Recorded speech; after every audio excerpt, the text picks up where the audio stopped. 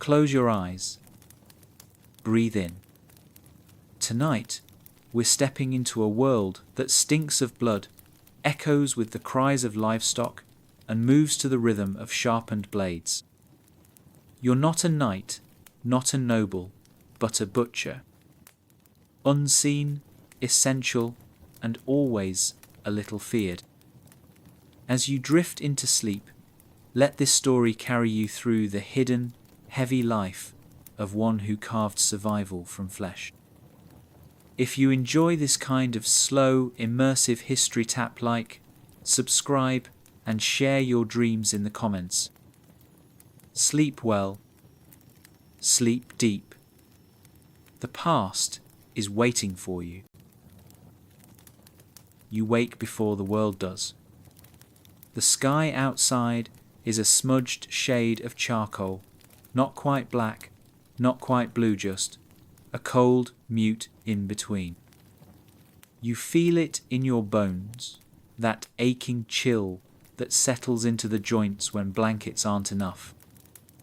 You swing your legs over the straw mattress, and your bare feet find the damp floor, pressing into it like you're touching the belly of something that never really breathes warmth. You dress by touch, pulling on your rough, grease-stained tunic, the one that still smells of liver and bristle no matter how many times you soak it in vinegar. The apron is stiff, crusted with the remnants of yesterday's labour flecks of sinew, dried blood turned to iron flakes, a ragged stitch of skin that clung to the leather like a memory that wouldn't loosen its grip. Outside, the world is asleep, and you envy it for just a moment. But the envy passes. It has to. The day waits for no one and all, even for a butcher. You gather your tools in silence. The knives, their blades dulled slightly from yesterday's grind, rest beside the cleaver, a brutal, square-jawed companion with a wooden handle worn smooth by sweat. Each piece of metal has a name in your head, not given in fondness, but out of necessity. You need to trust them. You need to know how they behave. The long slicing knife with the curve like a river's bend, the short stabbing blade you use when the job needs quiet endings. Even the bone saw, with its jittery teeth and hard chatter, has earned a kind of wary respect. You carry them in a satchel slung over your shoulder. It knocks gently against your hip as you walk through the cobbled path toward the edge of town, where the slaughterhouse crouches in shadow like something half alive. There is no rooster to greet you here, no songs from the baker's corner, no flirtatious clink of tavern mugs. Just the low, steady breathing of animals in their pens. They smell you before they see you, and they shift hooves scraping, bodies pressing together in shared unease. You don't meet their eyes. You never do. The first lesson every butcher learns isn't how to hold a blade. It's how to look away. Inside, the space is still wet from yesterday's rinsing, though you know no amount of water truly cleans it. The floor is slick, with a permanent glaze of gore and soap.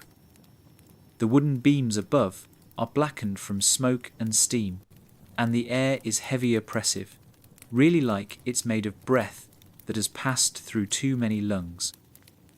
You set your satchel down, unfold the cloth with slow ritual, and begin your sharpening.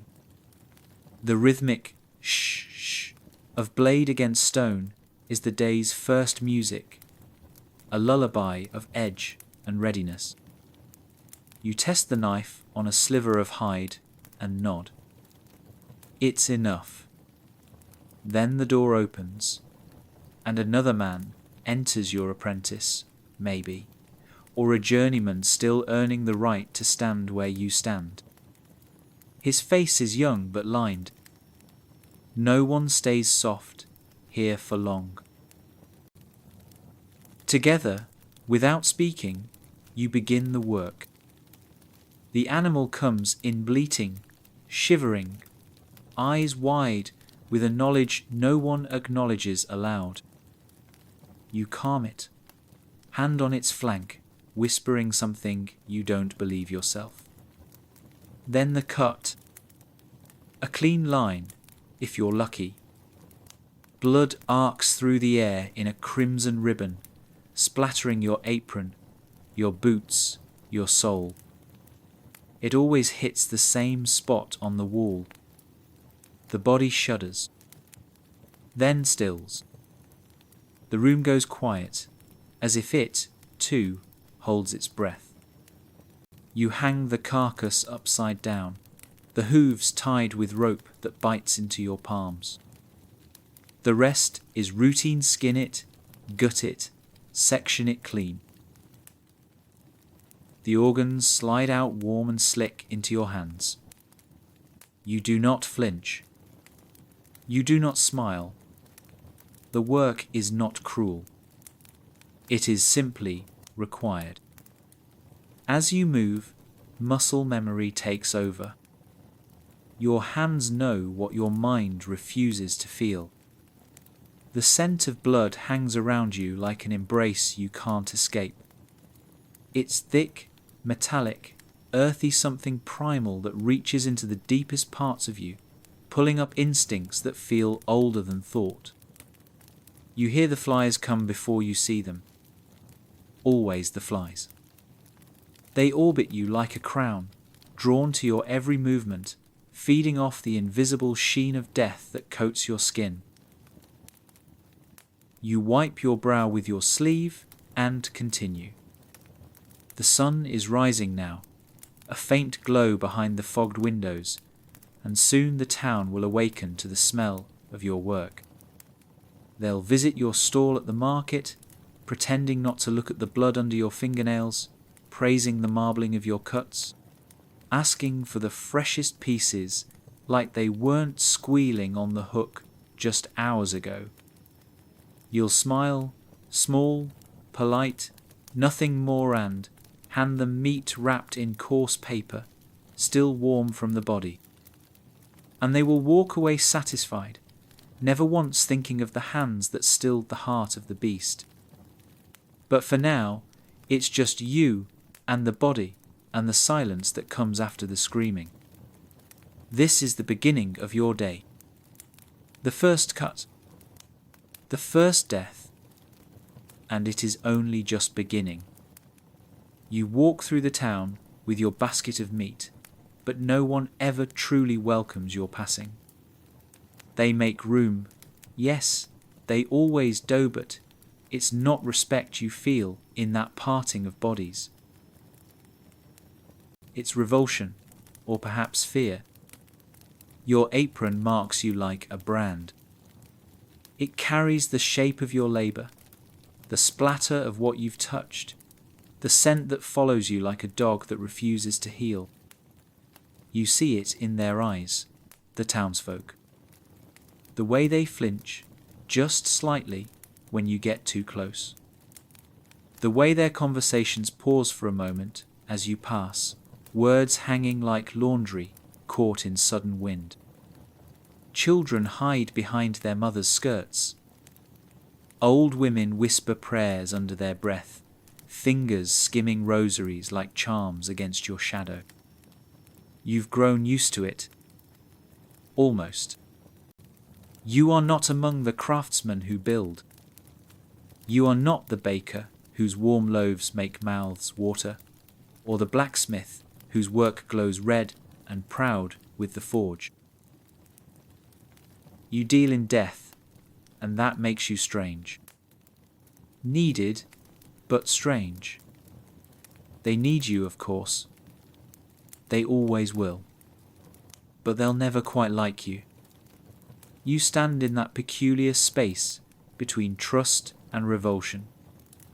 You are the hand that feeds them literally, but your touch is forever associated with blood. You've seen the contradictions in full bloom. A mother who buys a leg of lamb from you, with eyes averted, muttering thanks, only to steer her child away from you moments later, like your very presence might dirty the air. You know their hunger, their hypocrisy. You've smelled it on their breath. You've seen it in the way they hover at your stall when the winter grows sharp and food becomes hope. You are essential, but essentials are often invisible until missed. You have seen what happens when meat runs out. People grow pale, lips tighten. They remember you then, not as a pariah, but as a saviour. But once their bellies are full, the walls between you go back up again taller, colder. You sell at the market under a canvas tarp that sags at the corners and collects rain like the weight of secrets. Your stall is pushed to the edge, next to the tanner's reeking pit and the dung collectors who joke too loudly. The smell from your cart is more honest than sweet. It doesn't try to charm anyone. It announces your trade before you speak a word.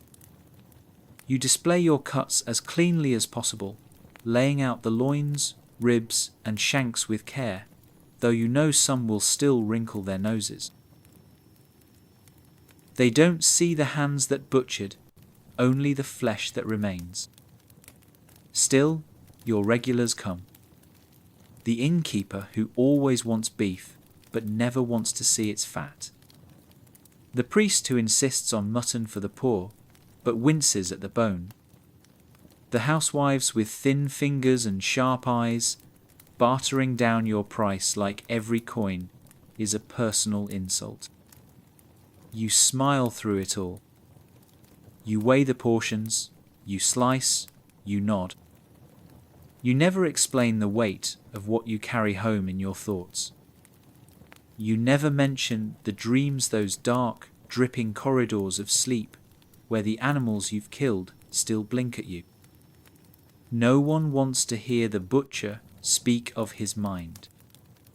They only want his meat. And when something goes wrong, when a stomach turns sour or someone falls ill-its, your stall they return to, fists clenched, accusations forming like spit at the corner of their mouths.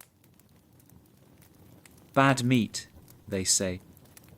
Rotten flesh, as if you hadn't stood in the cold for hours, as if you hadn't chosen the freshest cuts, as if decay were your fault and not the world's.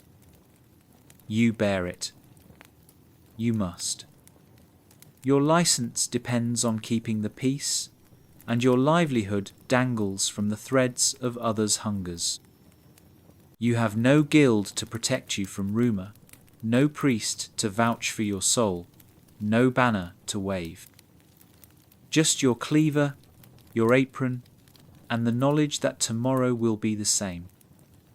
That someone, somewhere, will still need you, even if they can't stand the sight of you.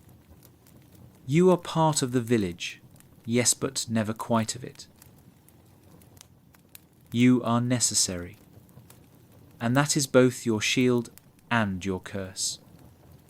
You don't remember when the sound stopped bothering you. Maybe they never fully did. Maybe they just slid under your skin and settled there, like everything else. The slaughterhouse is not a place of silence. It sings, but not with voices. It groans with hinges, it gurgles with drains, it shrieks in steel and hooves. You step into the space, and the world outside disappears. No birdsong here. No bells. Only the rustle of straw, the clatter of chain, the shifting weight of life that knows it won't last the hour. There is a rhythm to it all. A grim choreography. The animals enter from the east gate, wide-eyed, hooves slipping on the muck-slick floor. They smell blood. They always do. And they know what it means in a way no human language can explain. You hear them cry out not just in sound, but in body, in motion, in the way they press themselves against each other, looking for some edge, some exit, anything that isn't you.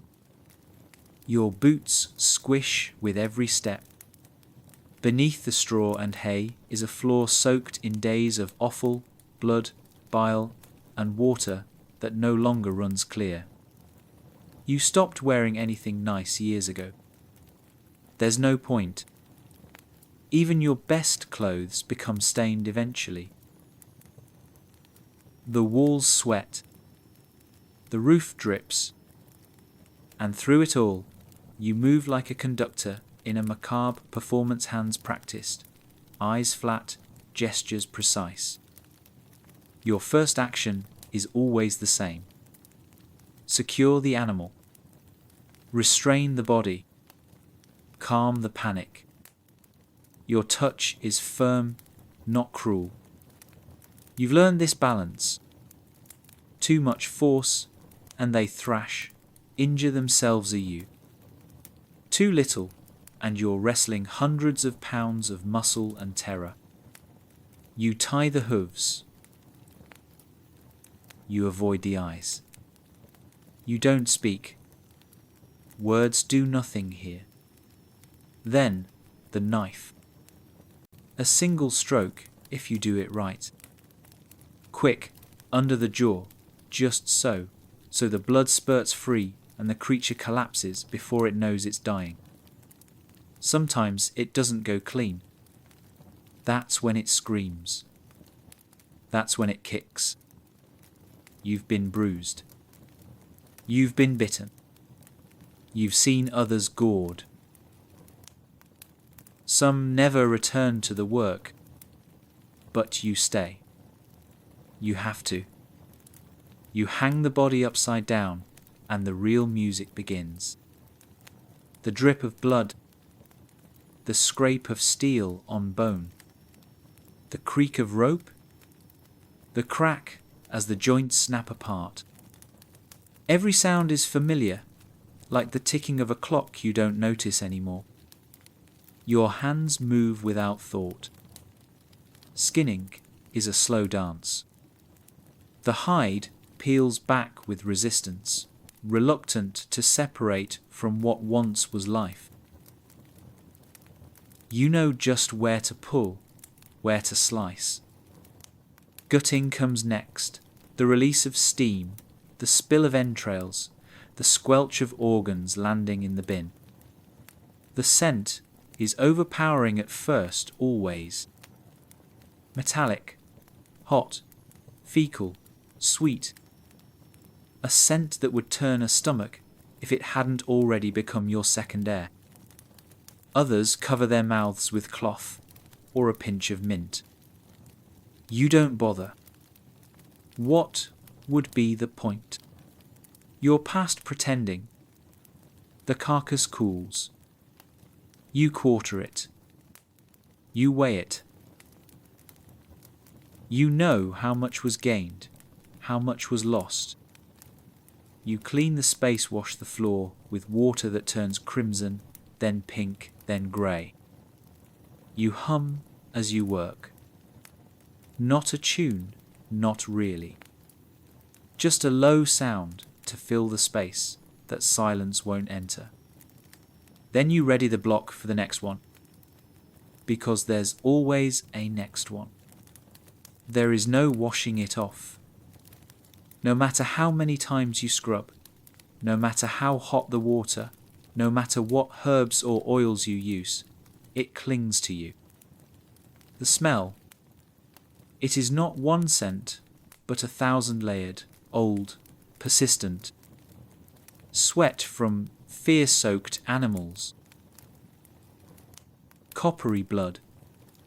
The sour, sweet rot of offal that sat too long in a barrel.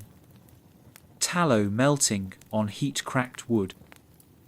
Spoiled meat in the teeth of dogs who scavenge your bins. You carry it like a second skin. It gets in your hair, under your nails, into the stitching of your clothes, deep into the cracks of your boots. When the wind shifts, even you catch it, ghostly tendrils of yourself trailing behind. People smell you before they see you. In the tavern, they notice the scent hanging in the air like mist.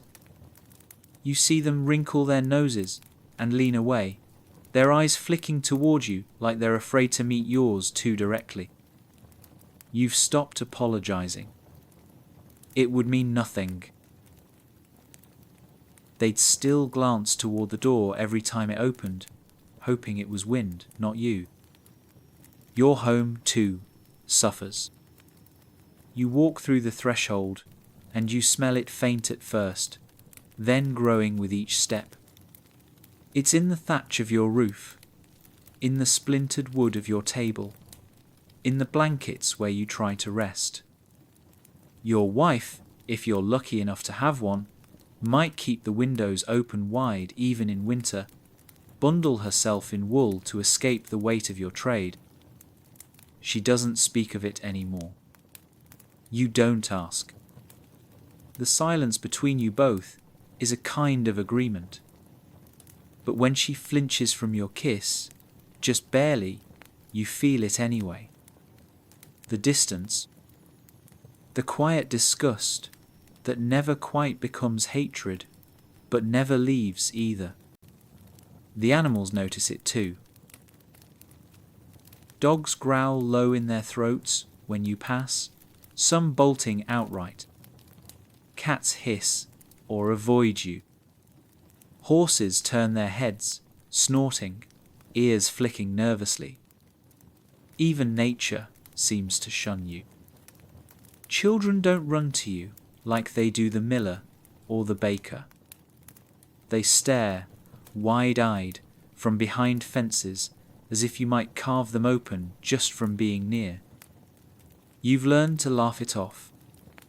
Comes with the job, you say, half joking, but the words ring hollow. The smell keeps people out of your home, keeps you out of theirs. You're not invited to feasts unless someone's desperate. At weddings, you're seated near the door or the hearth where the smoke can mask your presence. You've even seen others touch iron after you've left, a small charm to ward off whatever spirit they think you carry. You've tried everything. Soap made from lavender and ashes. Soaking your hands in vinegar. Rubbing mint leaves between your fingers until they're green and raw. But nothing works for long. The blood seeps into your skin. Your body has become a vessel for the memory of slaughter. Even your dreams smell of it. You lie awake some nights, the stink of bile and marrow clinging to your breath, wondering if there's any part of you that smells clean. The rot isn't just physical. It seeps into the soul. It makes you question things. The weight of your presence in every room. The invisible fog you bring with you, like grief that never speaks its name. And yet without you, they would starve. Without your hands, there would be no meat on their plates, no fat for their lamps, no hide for their shoes. They loathe the scent of your work, but they live by its product. It's a strange cursetto, be necessary and unwanted in the same breath. You wonder sometimes, if you died, would they smell that too? Would the rot leave with your body, or linger like smoke in the rafters of their memory? You don't know.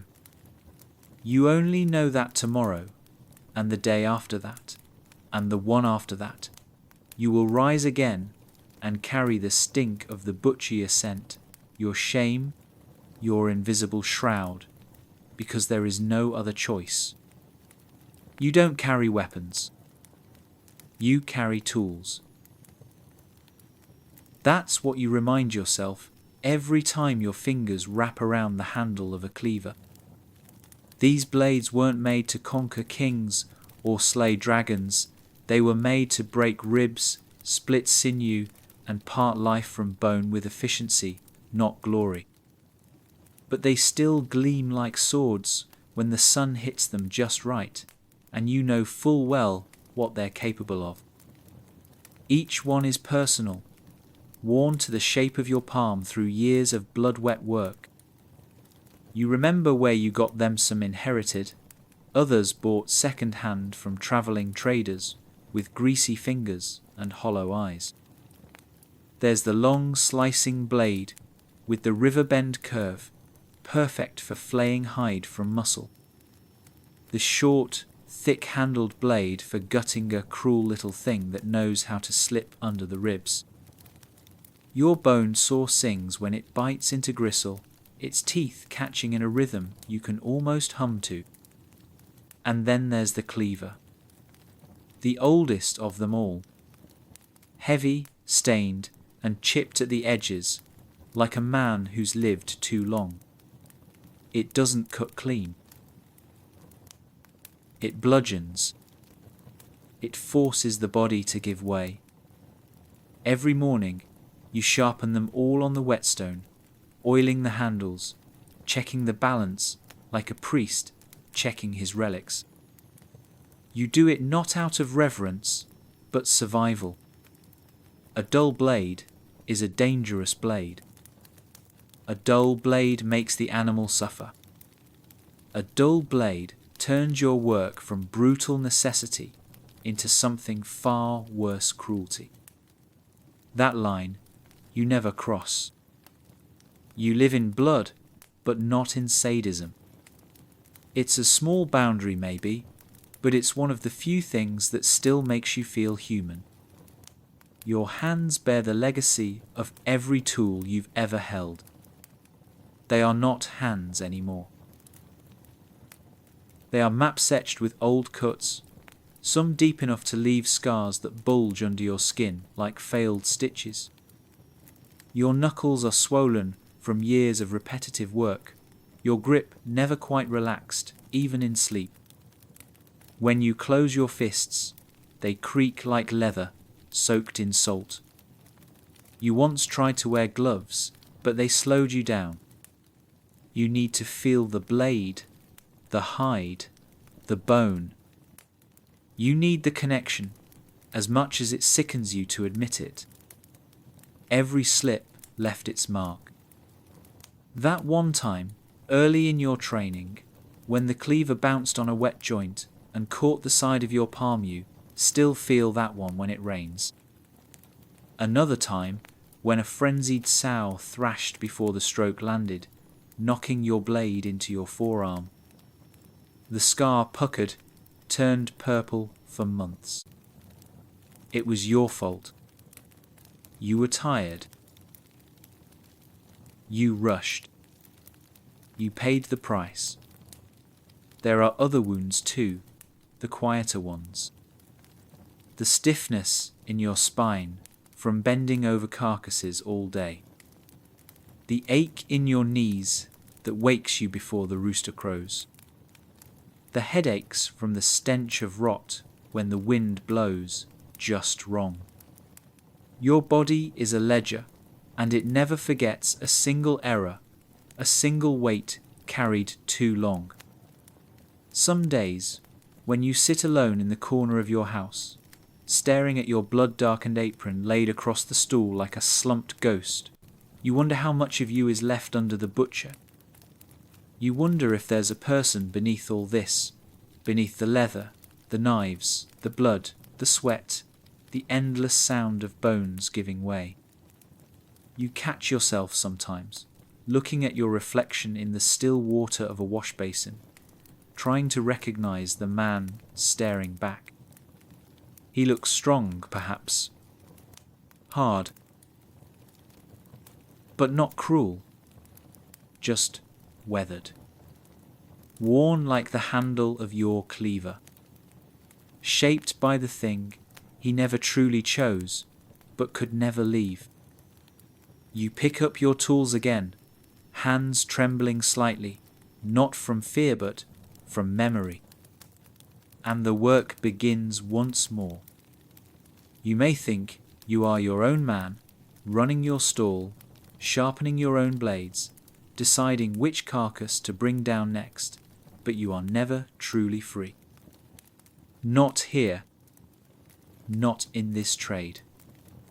Over you looms the guild, that cold and silent overseer whose laws reach into every cut you make and every coin you earn.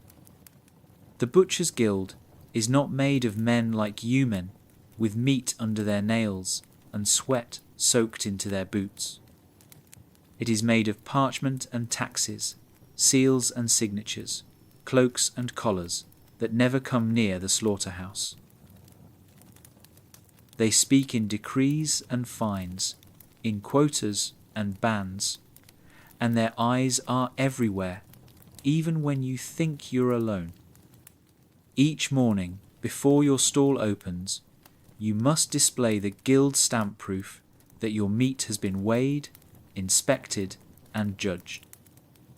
If it's missing, if it's wrong, if some official claims the weight's off by even a stone, you can be fined. Or, worsey, suspended. Imagine that, not allowed to butcher. Not allowed to sell. Not allowed to work the very trade that feeds your family, because a clerk thought your lamb looked too lean. And you can't protest. You can't raise your voice. The guild holds the licenses. The guild decides whose knives are legal and whose hands are thieves. You've seen men lose everything because they tried to undercut the guild rate or slaughter outside the appointed hours. Some tried to pass off bad meat. Others just asked too many questions. The punishment is always the same: exile from the trade. Without their seal, your stall is closed. Your blades confiscated. Your name blackened. It doesn't matter how many years you've given, how many families you've fed. The rules are the rules, and the rules go deeper still. You're not allowed to slaughter on feast days without permission. You're not allowed to sell meat after dusk. You must drain the blood within a precise window of time, dispose of offal in the designated pits, and use the town-appointed inspectors for carcass review. A cut too wide, a bone left jagged, a hide improperly stretched, any of these can be grounds for reprimand. You pay dues monthly, and if you miss even one, they come knocking. You are inspected, corrected, sometimes humiliated. The hierarchy within the guild is rigid and ancient. Apprentices serve under journeymen. Journeymen serve under masters. Masters serve the guild itself. And becoming a master? That takes money, sponsorship, and years of proving your worth not just with your blade, but with obedience. You've known butchers who were more skilled than any man at the block, men who could carve a cow with their eyes closed, but who never rose higher because they lacked the coin or the temperament to bow. You once considered applying your self-gathering savings, making the oaths, chasing the elusive title of Master Butcher. But every time you stood before a guild officer, all powdered face and perfumed sleeves, you felt it, that gap between you. A chasm carved not in ability, but in privilege. They don't bleed like you. They don't wake in the dark or flinch at the sound of bone cracking. They regulate a world they never touch. You live in that world every hour of every day. Yet you are the one who must ask their permission to swing your blade. That is the price of being a butcher in this century. You serve the meat. But first, you serve the guild. And in return, they grant you what they call legitimacy. But what it feels like is leash. The meat never stays fresh for long. Not in this weather. Not in this filth. There's no ice, no cooling, no clean storage-only barrels lined with salt, hooks under shaded awnings, and your own tired judgment of how much longer a cut can last before it turns. You learn to read the flesh like a living thing when it stiffens, when it slackens, when the colour dips from healthy red to the grey-green whisper of decay. You prod it, sniff it, weigh it in your hand. You've learned the smell of sour fat, the sheen of meat gone soft. Sometimes, when it's too far gone, even the flies abandon it. You bury those cuts or feed them to the dogs. Other times, you trim the edges, hoping to salvage a sale. But there's no real hiding it. Spoilage is inevitable. In summer, it races faster than your blade. In winter, it slows, but never truly stops. You wash your stall with buckets of water, drawn from the same streams the tannery poisons downstream. It doesn't matter. It all stinks. The town's waste flows through open ditches beside your feet. Bits of flesh, bits of refuse, everything too soft or bloody to sell slips into that current. Rats thrive here. You've seen them fat and fast, darting under the planks while you work, their fur slick with grease, their eyes sharp and watching. They nibble at the scraps you leave behind, the gristle, the bone slivers, the bits even dogs won't touch. You can't stop them. You can only try to stay ahead, clean your stall before dawn, sweep it after dusk, hang your meat high enough that they can't reach. And even then, they come. They always come. Your customers know it, even if they pretend otherwise. They step carefully, lifting their hems so the sludge doesn't catch, breathing shallowly through their mouths. Still, they need you. They come to your stall with cloths pressed to their faces, point to this leg or that rib, ask if it's fresh while eyeing the flies. Sometimes you lie. Most of the time, you don't need to. They've grown used to the gamble. A little stink is the price of dinner. But when someone falls ill, the whispers begin. That mutton was too grey. His beef gave me fever. She bought pork on a hot day and never woke up. You hear them all. You hear them while you clean your knives in silence. While you haul another carcass to the hook. While you watch your neighbour who sells nothing but parsnips look at you like disease wrapped in flesh. And still they come. Because they have to. Bread alone won't feed a family. Vegetables rot just as quickly. Eggs are for the rich. And milk? Riskier still. You at least give them something they can chew. Something that fills their bellies, even if it knots them later. You've seen worse meat sold by travelling traders' grey sausages, stuffed with sawdust, birds plucked half alive, and sold limp with their heads still swinging. You do better than that. You try to. But the market doesn't reward care. It rewards speed, volume, profit. So you work fast and you learn to keep your head down. When the guild inspectors show up, you stand straighter. You clean extra hard the day before. You bribe them, if you must. A cut of veal here, a rack of lamb there. Everyone knows. No one says it aloud. They mark your meat with their seal and move on to the next stall. And you keep selling, keep smiling, keep pretending the blood under your nails is just dye from some fruit you'll never afford. You hand the meat to mothers, to priests, to beggars with crusted lips, all knowing it's passed through dirt, heat, rot, and risk. But it's meat. And that's enough. Enough to sell. Enough to live. Enough to die. They say that too much blood hardens the soul. That's what the priests whisper when they think you're not listening, when they sprinkle holy water down stone aisles and glance toward the back where you stand, uninvited but not absent. You don't sit near the altar.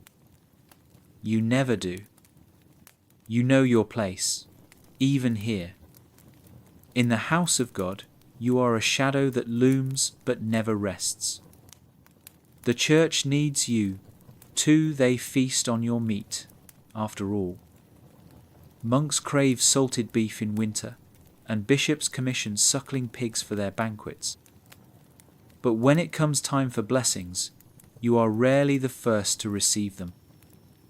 They speak of purity, of hands untainted by violence. And what are yours, if not stained in it? You can feel it sometimes, even when they don't speak the words. A shudder when the priest passes you the bread. A longer than necessary pause when he anoints your child. They do not ban you, not outright, but they do not embrace you either. Some sermons feel personal. Lines about cruelty, about the shedding of innocent blood, about those whose work stains their spirit, whether they intend it or not. You stand there, face neutral, heart heavy, wondering whether that judgment falls on you. Whether your labour, necessary as it is, has marked something eternal. After all, you take life. That cannot be denied. And though you do it with skill, with speed, with a certain care, it is still death you bring. Over and over. Not war death, not heroic death, but the quiet, bleeding kind that no one sings about. You never wanted to be cruel. You tell yourself that often. But when you stare at the crucifix above the altar, the thought creeps in, is cruelty in the act or in the repetition of it? You've asked for absolution before.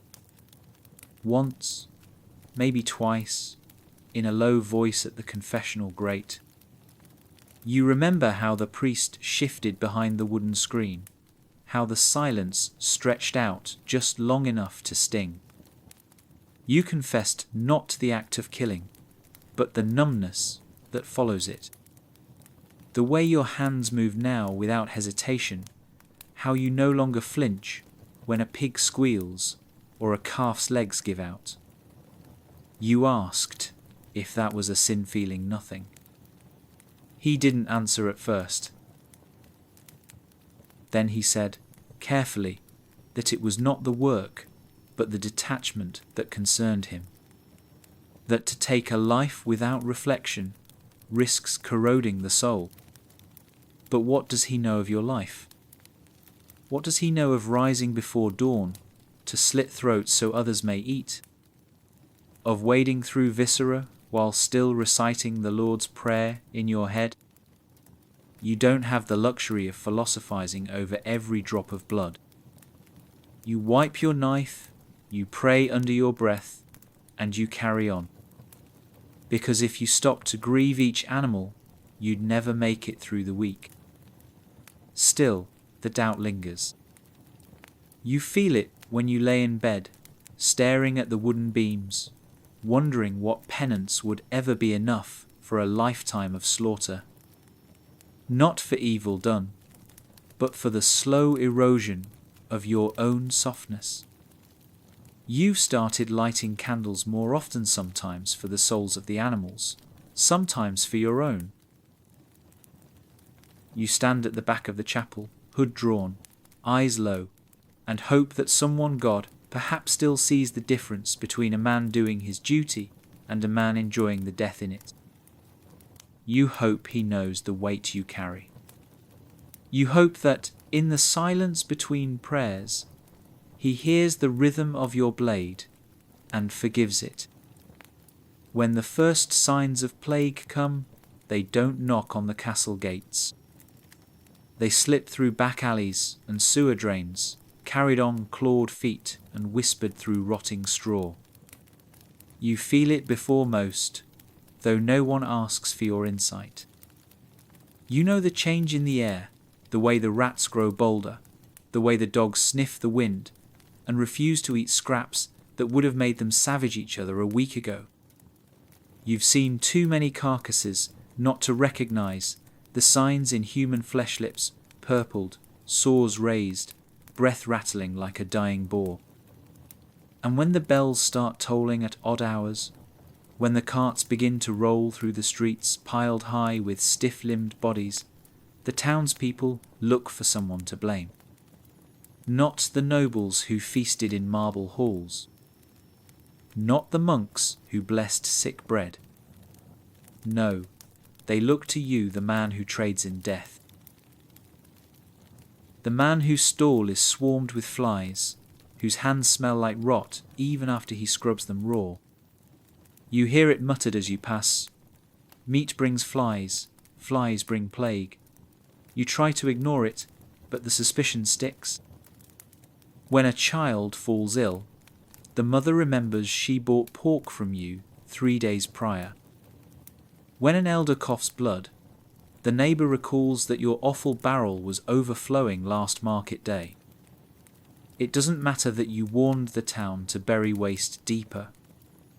It doesn't matter that rats breed in every corner of the city. You become the face of disease, not because it's true, but because you're easy. You're already stained. You're already feared. The irony is bitter. They fear the blood on your hands, but they flock to your stall still, even as the sickness spreads. Hunger does not obey fear, and when the plague grows, so does their desperation. They beg for fat cuts to keep the fevered strong, for broths they hope might mend lungs that won't breathe. You sell them what you can, but meat is harder to come by now. Farmers refuse to come to town. Herds thin. The guild restricts slaughter. And still, you show up. You hang the carcass. You cut, bleed, portion. You sell while holding your breath. You sleep beside the same blades you wiped clean by firelight. You wake to find neighbours gone, their shutters nailed shut, their doors marked with paint. Death is everywhere, and you, so long surrounded by it, find yourself strangely immune. Not untouched, but unpanicked. You know death's face. You've lived with it in close quarters longer than most priests. But this is different. This death doesn't look you in the eye like a dying ox or a slit-throat ram. This one creeps, steals, and leaves bodies unrecognizable. Still, you endure. And you watch. Watch as rumours. Some say it's God punishing gluttony. Others blame witches or the water or the foreign traders. And some keep whispering about meat, about flesh, about you, You see the way they recoil just a little more. How your coins come back more tarnished than before. How children hide behind walls now instead of skirts. And in the darkest corners of your mind, you wonder, what if they're right? What if the blood you spill softened the veil between life and death? What if your hands, long so steady, have become cursed from cutting too much? But the thought passes. It must. Because tomorrow more people will come, and they will be hungry, and you will feed them. And no one, not the rats, not the priests, not the plague will do what you do. You carry the curse. And the town? It eats it. You don't measure your life by seasons anymore. Not by harvests or moons. You measure time in cuts fat heavy winters, bone clean summers, feast days that leave you breathless, and fasts that bring silence to your stall like snow falling in a graveyard. The church controls the calendar here, and by extension it controls your knife. On feast days, the demand comes like a storm orders stacked high before dawn, lines of impatient buyers with coins ready and stomachs hollow. You rise before the stars fade, your hands stiff with cold, and begin slaughtering before the bell tolls the first hour. You carve quickly, methodically, your tools moving with the speed of necessity. Pigs, lambs, calves, whatever's been pre-ordered, whatever's been blessed. Your stall overflows with meat, the smell of salt and blood mingling with incense from the chapel nearby. Children run through the square with crusts of roasted skin clutched in small fists.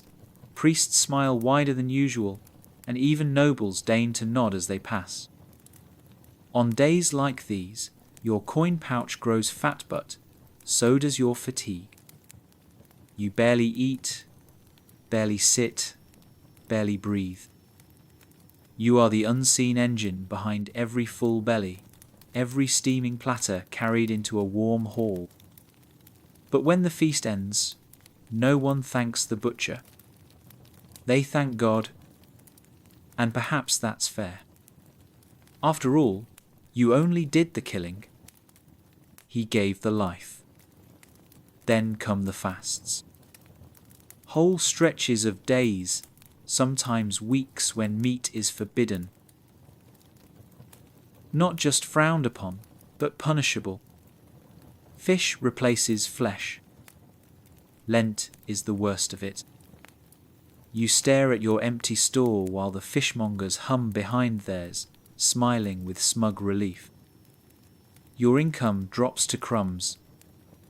You try to sell fat for lamps, bones for dogs, hides to tanners, but it's not the same. You ration your bread. You avoid the taverns. You sit at home with your apron folded, your knives idle, and a gnawing in your stomach that mirrors your soul. The irony is sharp. After years of feeding others, you begin to hunger. And all the while, you listen to sermons about restraint, about sacrifice, about purity of the body. You sit in the back of the chapel, jaw clenched, wondering if anyone else there has ever sliced meat by candlelight to feed a family. They don't see your sacrifice as holy. They see it as necessity. And necessity is not sacred, it is simply tolerated. Still, you do not protest. You wait. Because after the fast comes the feast again. After the silence comes the rush.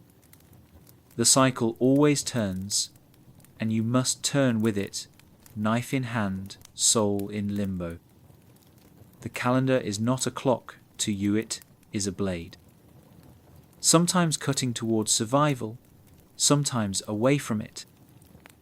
And you, as always, are caught in the middle, bleeding time one holy day at a time. You were not born with a blade in your hand. You were handed one. Cold. Heavy. A little too long for your grip. You remember the first time you entered the slaughterhouse, not as a child peeking through the slats, but as an apprentice. 12 years old, knees knocking beneath a borrowed apron, eyes wide as gates swung open to a world you'd never quite imagined, despite having passed by its scent your whole life. The first thing you noticed wasn't the blood, it was the sound. The whine of a saw through bone. The squeal that cut through your chest like it had chosen your ribs to nest in. The slap of hooves against wet stone. Your stomach churned. Your master stood beside you, a tall man with skin like old bark and eyes that didn't blink enough. He didn't offer comfort, just pointed toward the corner where a calf waited. "Start with the hooves," he said. You didn't ask questions. You bent low, touched the warm skin, and flinched when it trembled beneath your palm. You wanted to run. You didn't. Because boys who run don't eat. Boys who run are sent back to fields, or worse, left with nothing but shame. So you stayed. The knife trembled in your fingers. The hide didn't part easily. It fought you. Everything did. The world felt like it resisted your presence in that room. But you stayed. And you bled. First the animal. Then, later, your own thumb. You sliced it deep on your second day. The master didn't flinch. Just handed you a rag and said, "Blood's blood." You learned quickly because you had to. Because apprenticeship in a butcher's trade isn't just labour. It's endurance. There were no soft lessons. No gentle corrections. Just grunts of disapproval when you sliced too deep, smacks to the back of your head when you left too much fat on a rib. You were sent out to the pens before sunrise, hauling sacks heavier than your spine could handle, slipping in mud and dung and worse.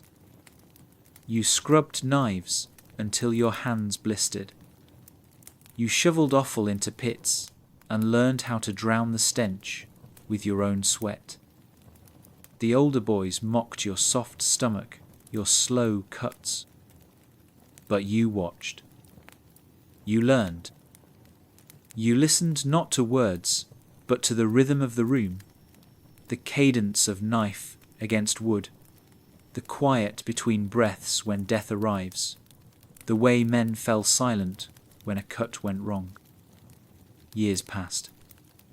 And eventually, your hands stopped trembling. Your stomach stopped turning. You stopped dreaming of screams. But something else happened, too, something quieter. You forgot the face of that first calf. You couldn't recall its colour, the shape of its ears, the way it looked at you before you flinched. You forgot it. And in its place grew something harder. Not pride, not exactly. But acceptance, familiarity. This was your world now.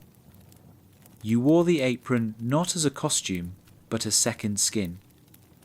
When the new apprentices came, you watched them tremble. And you did not reach out. Not because you were cruel, but because no one reached out to you. You knew they'd either break or become. Just as you had.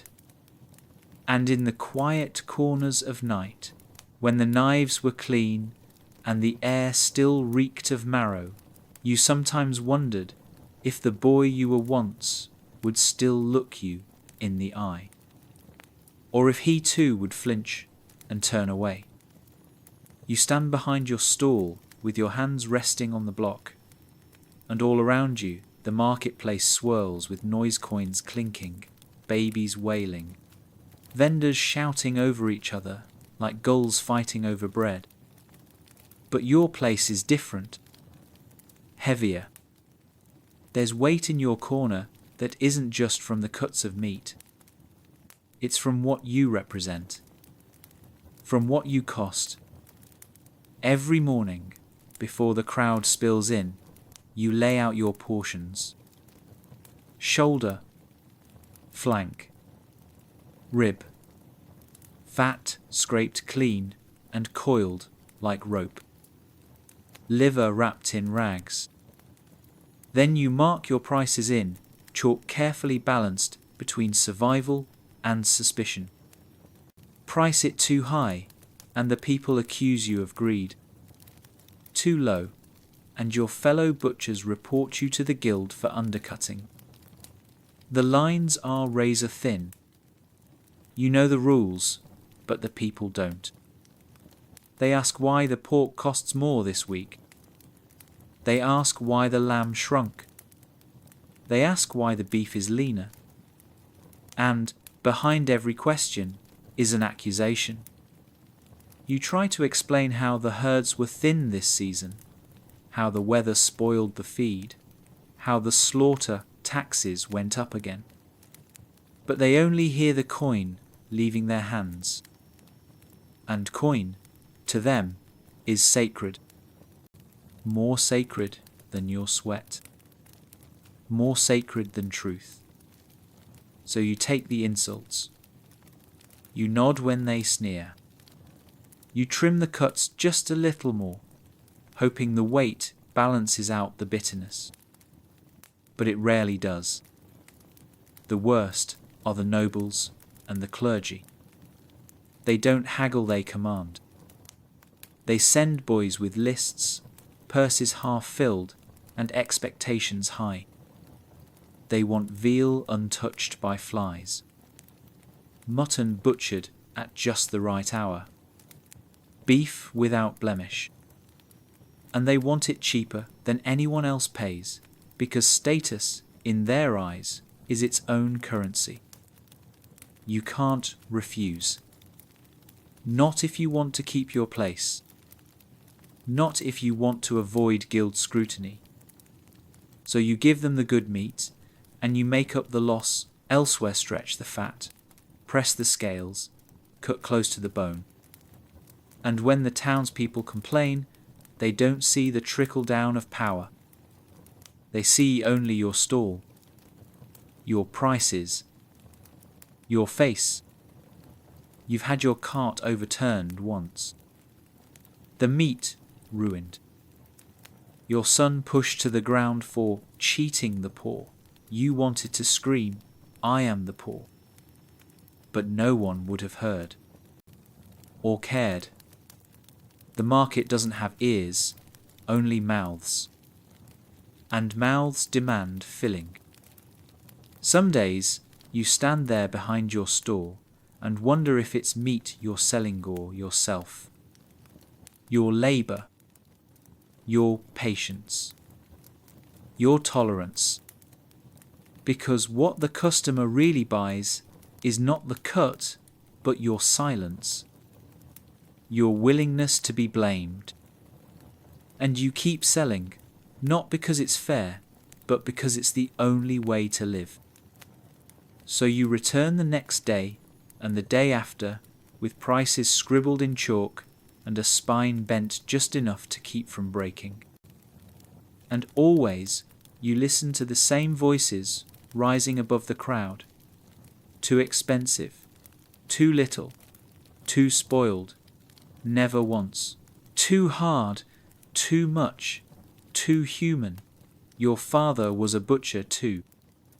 You remember the way his hands looked leathery, with veins like ropes and nails stained the colour of rust.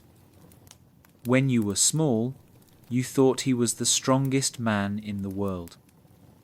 You'd watch him lift carcasses with one arm, his apron tied tight around his waist like armor. You didn't understand the weight he carried. Not then. You only saw the meat, the knives, the certainty. He never talked much about it. Just told you to watch and listen. When your time came to learn, he didn't ask if you wanted to.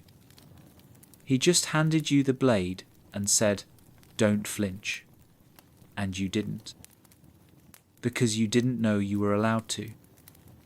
Now, standing in your own stall, wiping your own sweat from your brow with hands that look a lot like his did, you think back on that silence. You wonder if it was protection or resignation. Maybe both. He's gone now. Buried without a priest's blessing, too close to the butcher's life, perhaps too stained for sacred words. You visit his grave sometimes, leave bones for the dogs, because flowers feel dishonest. He'd laugh at that, you think. Or grunt at least. And now, your own son stands behind you some mornings, watching the same way you did. Quiet. Still. Too still. You've not told him he must follow your path. Not yet. But he sees it. Smells it. The blood on your boots. The creak of your joints. The sigh you give at the end of each long day. You catch him watching. You sharpen your knives. Sometimes with fascination. Sometimes with fear. And you wonder which would be worse if he wanted this life, or if he fled from it. You think of your wife, the way her eyes harden whenever the boy comes too close to the block. She wants something different for him. Of course she does. Who wouldn't? She dreams of books, of ink, of coin earned with clean hands. You do too, sometimes. But dreams don't buy meat. They don't feed bellies. They don't pay guild dues or replace a broken saw. You know this trade. You know how to make it last. And yet, you hesitate. Because every time you see your son's small hands, soft and unscarred, you picture them hardened like yours. You picture him bent over a carcass, spine crooked, eyes distant. And you wonder, what would that make you? A father who passed down survival? Or a man who passed on a curse? You love him. That much is certain. But love, in this world, isn't soft. It's meat hacked from bone. It's keeping the fire lit. It's not letting him starve. But sometimes, in the quiet of night, when your knives are wrapped and your hands are still, you close your eyes and pray not for coin, not for strength, but for your son to have a life that doesn't smell like death. You don't notice when the pain begins, at least, not all at once. It's not a wound, not like the others. It's a slow settling, a stiffness in your knees when you rise from the block, a tremble in your fingers when you lift the cleaver. You drop things now. Not often, but enough that you start to notice. Your strength, once unquestioned, is now something you test each morning, like a faulty door hinge bracing for a snap that hasn't yet come but surely will. The others notice too. The market boys no longer step aside when you pass. The apprentices don't flinch when your voice rises. Your meat sells slower, not because it's worse, but because they can smell time on you now. Age clings to your apron like old fat. You still work. You have to. There is no retirement for men like you, no pension, no title to fall back on, just calluses, debts, and a stool that waits each morning. Your back protests every lift. Your wrists scream with every quartered rib. And some nights, when you lie down to sleep, your fingers twitch from habit mimicking the grip of a blade you haven't held for hours. But rest no longer refreshes. It only delays the inevitable. You know it now. You've seen it before. The older butchers who stayed too long, the ones who slipped on wet stone or bled too much before anyone found them. The job has no mercy. Why should death? And when it comes however quietly, however cruelly, it won't be a noble death. No mourners draped in velvet. No soft words over wine. Just the creak of the stall left empty. Just the slow rumour that the butcher didn't open his shutters that morning. Perhaps someone will find you curled on the floor, still clutching a rag, your final breath exhaled into air that smells of blood and brine. The guild may send a replacement within the week. Your tools might be sold, your space given to a younger man with stronger arms and cleaner bones. People will remember your meat, perhaps. The cuts you sold. The odd kindness, the quiet nod, the way your prices stayed fair. But they won't speak your name at feasts. They won't light candles for your soul. You were always part of the background, necessary but unseen. When you die, the world will keep eating. The dogs will still roam. The pigs will still squeal. The knives will keep cutting. And you, your body, will return to the earth, no different than the animals you once bled. Perhaps your son will light a candle. Perhaps your wife will sit quietly by the door that evening, apron in her lap, unsure whether to cry. Perhaps your name will echo, faintly, through the walls of the market, long after you're gone, no in reverence, but in routine. This was the old butcher's stall. That will be your eulogy. Not marble, not hymns. Just a mention. And in that way, you become part of the place baked into its bone, dissolved into its blood. Another death among deaths. No less. No more. And so what remains of you? After the blood has dried, after the knives have dulled, after your name has faded from the lips of buyers who now trade coin with someone younger, cleaner, less worn, what is left? There are no statues for butchers. No stained glass depictions of your work behind the church altar. No songs passed down around fires.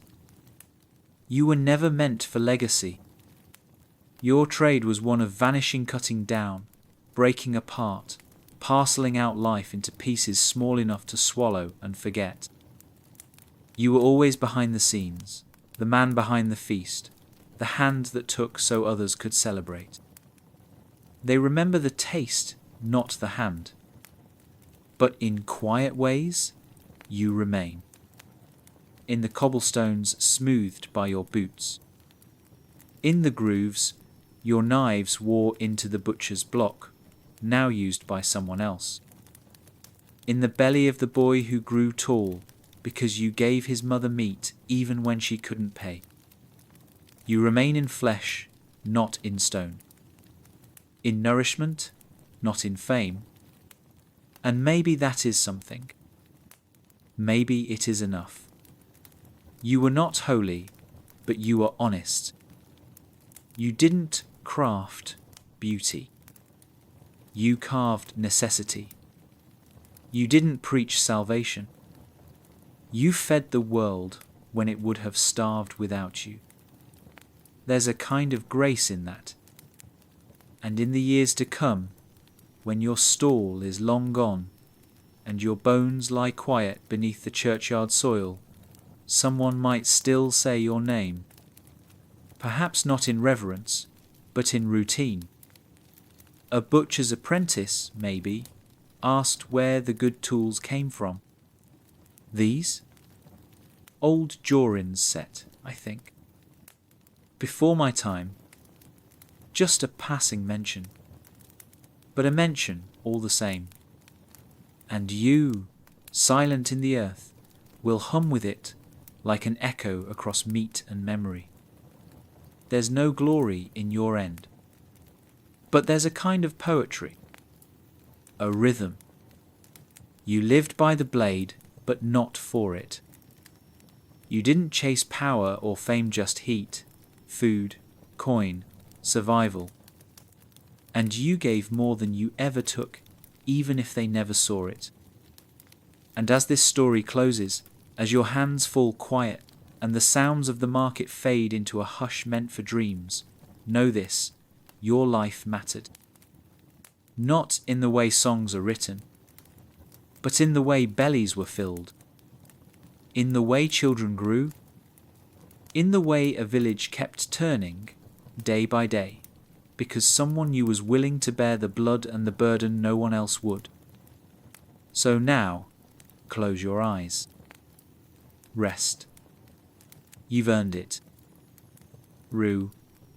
Thank you for listening to the full story of why it sucked to be a medieval butcher. If you found comfort or meaning in this tale, please give it a like, leave a quiet thought in the comments, and share it with someone who might need a little peace tonight. Sleep well, dream deep, and remember the past is never truly gone. It's just waiting to be heard.